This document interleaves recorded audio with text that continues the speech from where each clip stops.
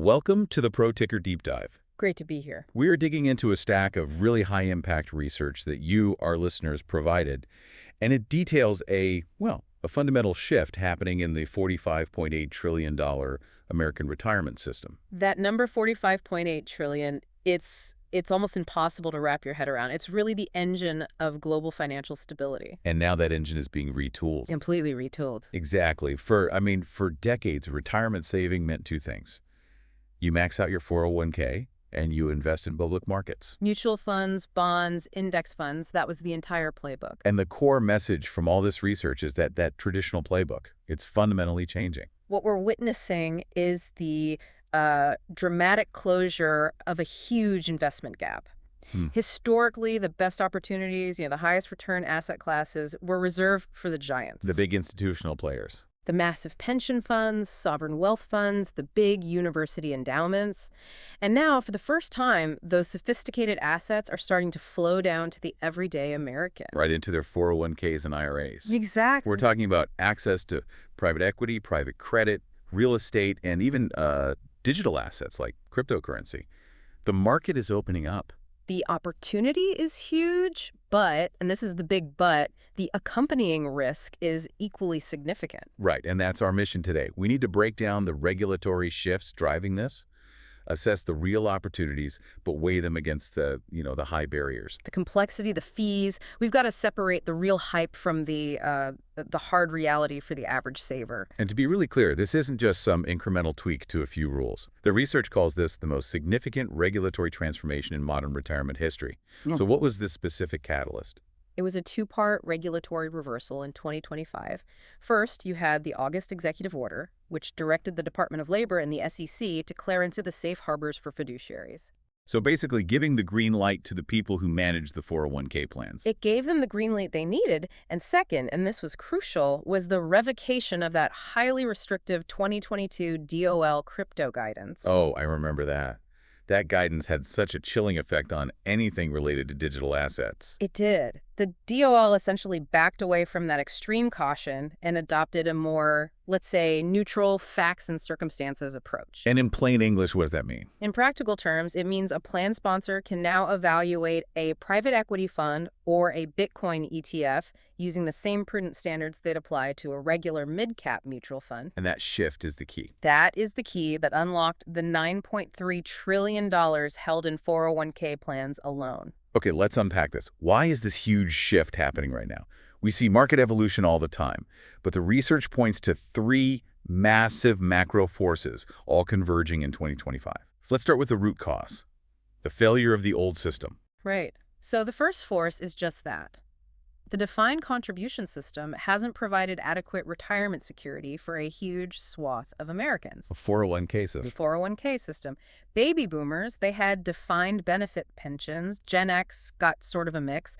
But for millennials and everyone younger, the burden is now entirely on the individual. And the result of that. Chronic undersaving, for one, and maybe more importantly, really poor diversification. And when you say diversification failure, you're mostly talking about being all in on public stocks. Right? Exactly. I mean, if you've been a disciplined saver and put all your money into an S&P 500 index fund, you've done well. You've done great recently. You've done great, but your returns are overwhelmingly concentrated in a very narrow group of companies. The Magnificent Seven tech stocks have driven a huge share of all the index's returns. So if you're a long-term investor, you're actually taking on a lot more risk than you think. A ton more risk. It makes true diversification, meaning, having assets that behave differently when the market tanks, extremely difficult if you're stuck in that public equity sandbox. Okay, so the individual system is struggling. That brings us to the second force. The professionals, the institutions, showed us a better way. That's the institutional proof of concept. The pros proved that alternatives work, but only if you have a long time horizon. The data is pretty compelling. It is. Back in 2001, public pension plans allocated just 9% to alternatives. By 2022, that had ballooned to 34%. It's a huge shift. They voted with their capital. They completely changed their strategy to include private equity, real assets, private credit. And the performance numbers cited in the research, they really jump off the page. We see CalPERS reporting a 14.3% return from private equity in fiscal 2025. Or the Vermont Pension Investment Commission, they cited 20.48% annualized returns over 10 years. Those numbers just blow away typical index fund returns. They absolutely do. So if world-class endowments like Yale and Harvard are consistently putting 30 to 40% of their money into private markets, the question for regulators became unavoidable. Why shouldn't everyone else have access? Why should only the wealthiest institutions have access to these growth engines? Okay, but I have to push back on that institutional performance data for a second. When we talk about CalPERS reporting a 14.3% return, are we really comparing apples to apples with, say, an S&P 500 fund that's priced every second? That is a fantastic question. Because those institutional returns, they're often smoothed, right? The private holdings aren't marked to market daily. You are absolutely right. And that is the critical skeptical note every retail investor has to understand.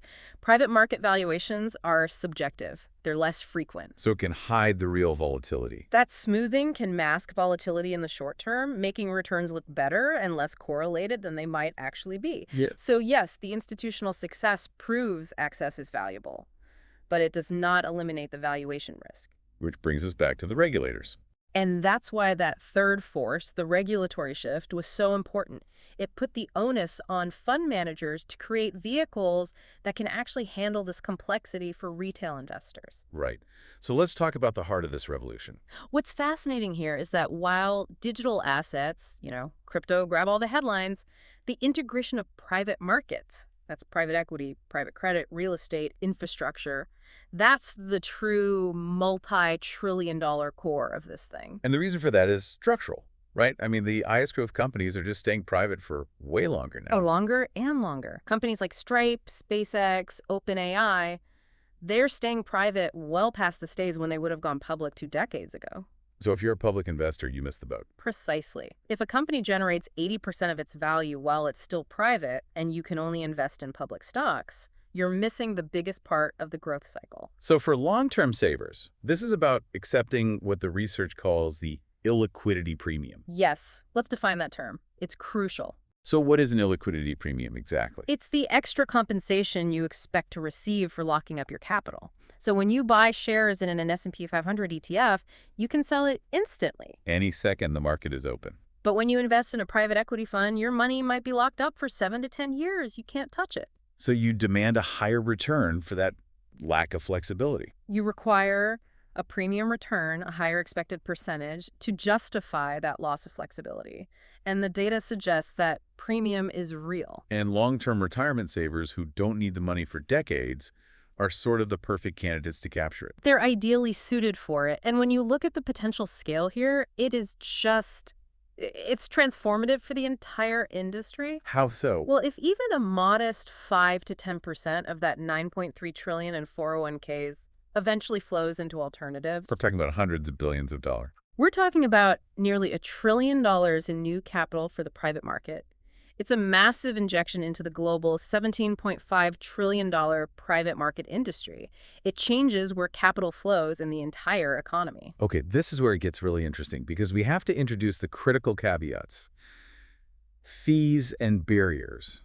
The opportunity is large, but the cost structure can just eat away that entire illiquidity premium. This is the single most important counterargument. Public equity mutual funds, the average fee is around 0.26%. And some Vanguard funds are way lower, like below 0.05%. Right. Private market funds, on the other hand, often charge substantial fees. Think 1.5 to 2% management fees, plus carried interest. Let's run the numbers because this is the math of wealth destruction we need to focus on. Okay, so if you invest $100,000 into a passive S&P 500 index fund charging 0.05% a year. You're paying $50. Annually. $50. Now, if you put that same $100,000 into a private equity feeder fund that averages, let's be conservative, a 1.5% management fee, you're paying $1,500 every single year. That's 30 times the cost. 30 times. And that difference, it compounds violently over time. If both funds return 9% gross per year, the index fund investor keeps 8.95%. Practically all of it. The private fund investor keeps 7.5%. And over 20 years, that seemingly small difference of 1.45% annually is almost impossible to overcome. Even with better gross performance. Even with better performance. That high fee structure is the single largest barrier to your net return in private markets. And that complexity makes plan sponsors very, very cautious. Only 3.9% of DC plans even offered alternatives in 2024. Because of that fiduciary risk, unlike the S&P 500, there is no single gold standard for private credit or PE. So they have to prove their choice was a good one. A plan sponsor has to be able to demonstrate that their selection, Fund A versus Fund B, was prudent, and that's why adoption will be slow. It will start with only the largest plans, those with over $5 billion in assets who have the staff to manage this. Let's pivot now to the most volatile, but maybe the most exciting pillar here, cryptocurrency. And we have to acknowledge the elephant in the room, the insane price swings we saw just last year. The volatility is just inescapable, particularly in 2025. The research highlighted Bitcoin's rally to an all-time high near $110,000 in August. Driven by those institutional spot ETFs. Exactly. But then the November correction was just brutal. Bitcoin dropped 17.5% in that month alone, down to 91,000. And Ethereum got hit even harder, down 22%. If you are 60 years old and approaching retirement, that kind of move is devastating. So how are savers actually getting access to these assets in a tax-advantaged way? The sources detail two primary methods. The first one, which has been around for a while, is through self-directed IRAs. Oh yeah, I've seen those. These platforms let you buy and hold assets like Bitcoin and Ethereum inside a tax-deferred or tax-free structure. You get tax-advantaged growth on contributions up to, what is it now, $7,000 or $8,000 for those over 50. But this is where the IRS classification gets really technical and, frankly, pretty risky. The IRS calls crypto property, not a security. Why does that create a nightmare tax compliance situation? This is a super nuanced but crucial point.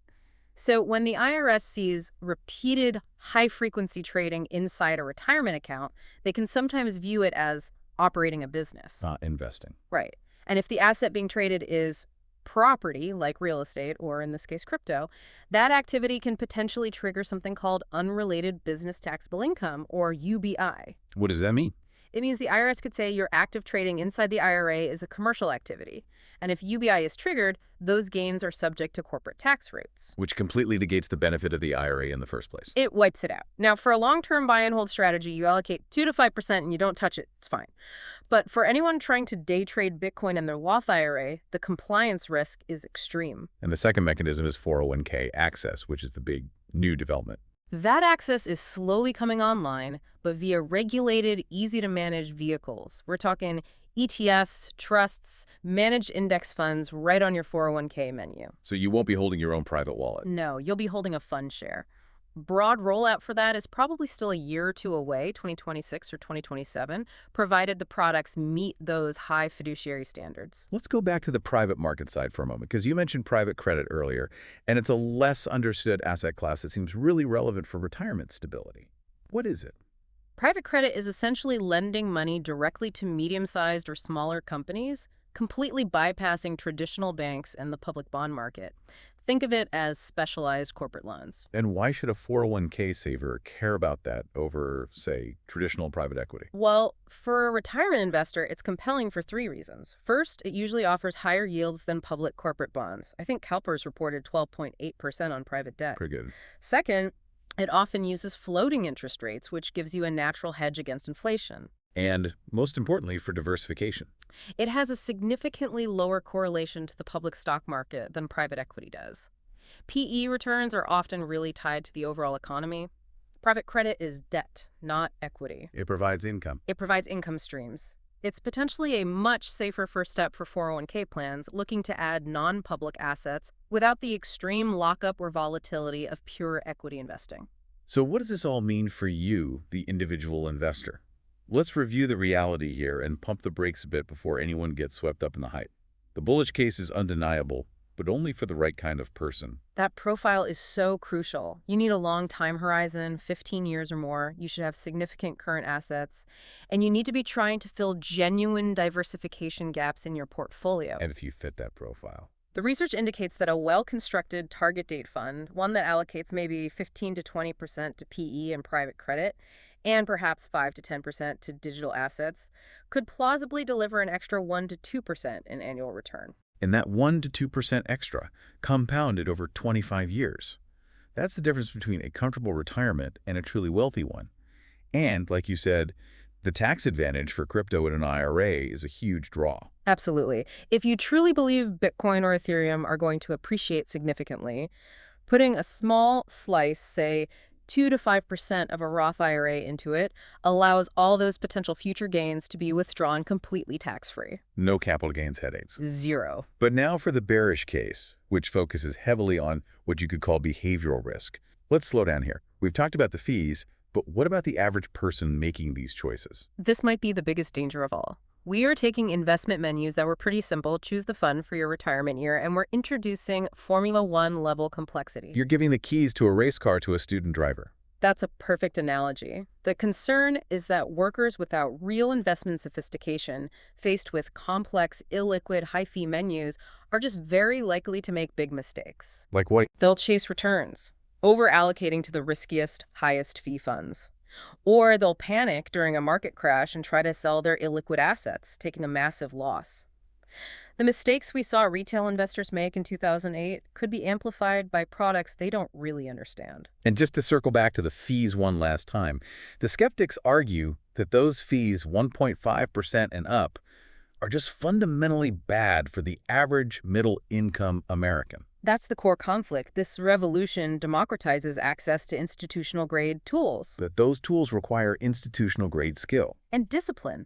The critical takeaway is simple. If you choose these options, you have to do rigorous due diligence on the fees and the lockup terms. It's non-negotiable. You can't be the retail investor who pays an illiquidity premium just to have it all eaten by management fees. Exactly. So the actionable takeaway here for the average saver is a phased approach.